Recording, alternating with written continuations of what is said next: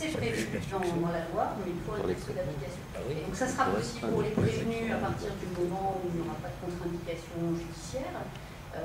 Mais en tout cas, notre administration se prépare déjà à recenser dans les établissements les dispositifs en place, la capacité à absorber l'accès des prévenus au téléphone. Donc voilà, sur l'aspect pratique, c'est en train de se mettre en place, mais il nous faut encore ce texte d'application, mais on ne devrait plus tarder maintenant.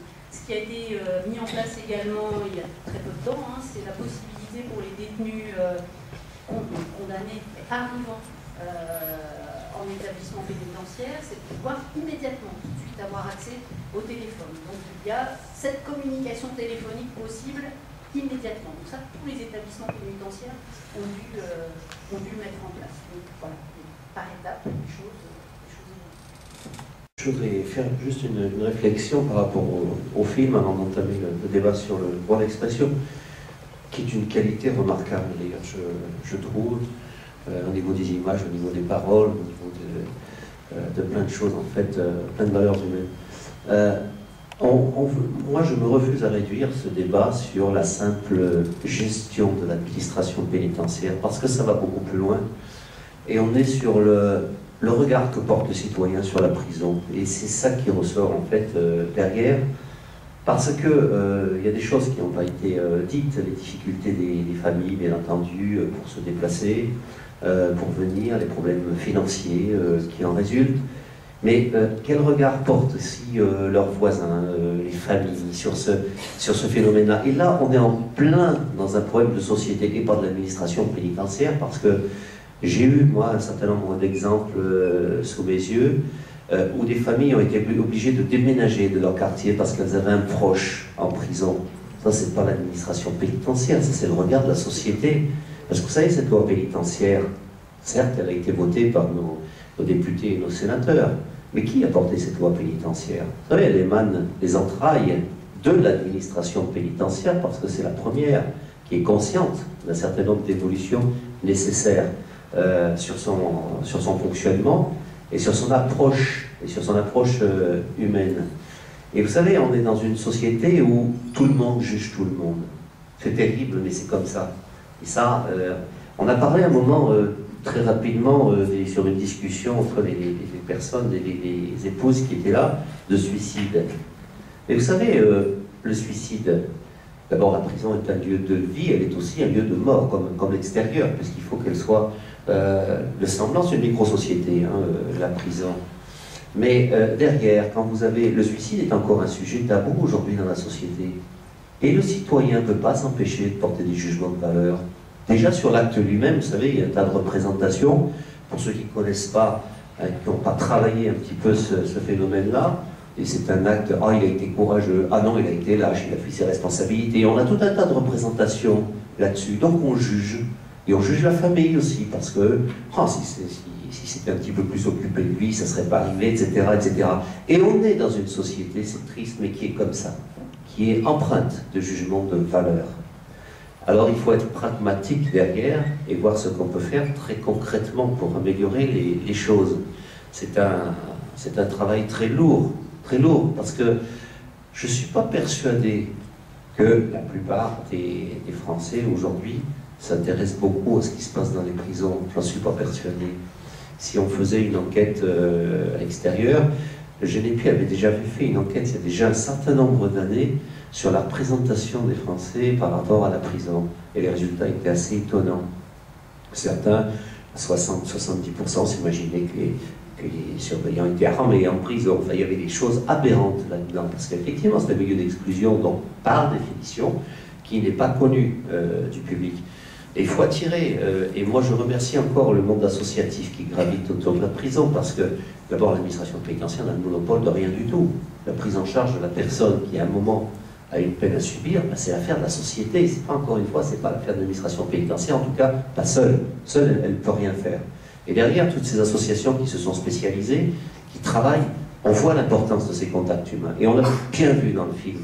Et toutes ces structures d'accueil qui permettent aux gens de parler, tout simplement, autour d'un café, qui permettent de se rassurer, qui permettent de confronter les problèmes qui quelquefois sont souvent identiques. Ça, c'est un boulot formidable. Et vraiment, je les remercie, je le fais quasiment dans chacun de mes discours, parce que je trouve que vous avez, à tous les niveaux, responsables d'associations, acteurs d'associations, un investissement qui n'est pas forcément évident à porter derrière.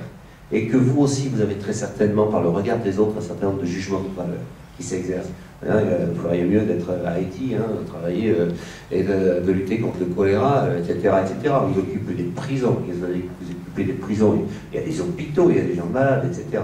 Et ça, c'est un secteur qui n'est pas facile à porter aujourd'hui.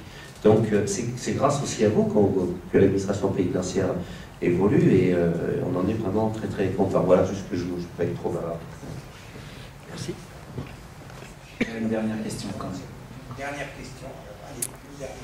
Donc en fait, tout ce que vous venez de dire par rapport au protocole, à la méthodologie, aux chartes justement, aux questionnaires qu'on donnera aux détenus, tout ça, ça a un avenir sûrement très prometteur, mais comment en fait vous prenez en compte dans vos protocoles la question de l'illettrisme qui a été évoquée par mon collègue, qui est en fait un fléau et en fait constitue un enfermement de la personne dans un milieu d'enfermement justement.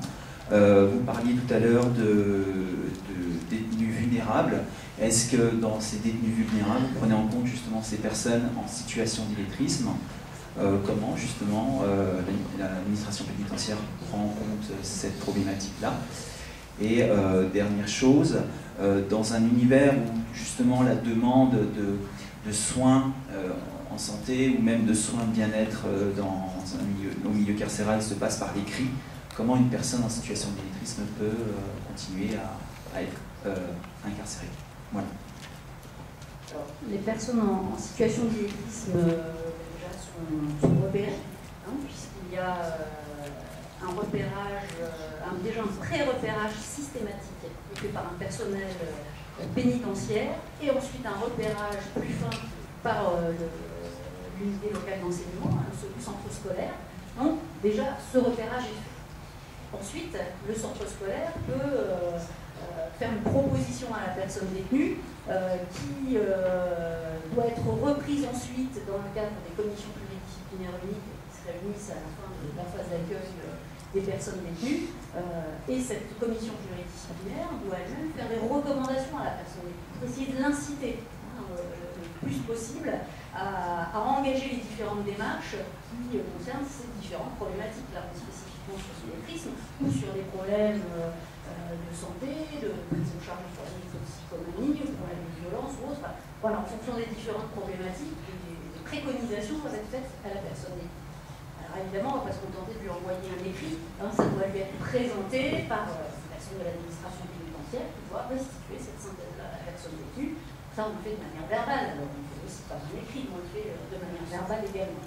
Donc voilà, les personnes en situation d'illettrisme ont la possibilité d'accéder aux différents cours scolaires, et tout de même un réseau d'enseignants quand même assez important dans nos établissements pénitentiaires.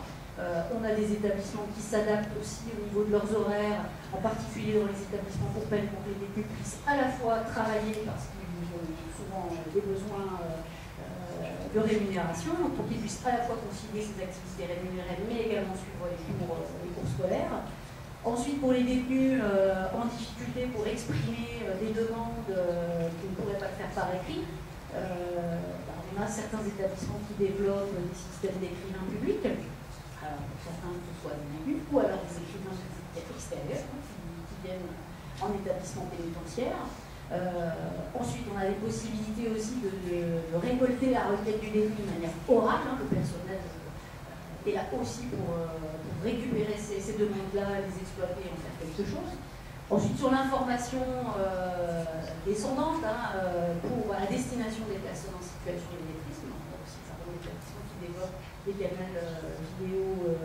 canaux vidéo internes, qui essaie de développer l'information autrement sur le plan de l'information orale.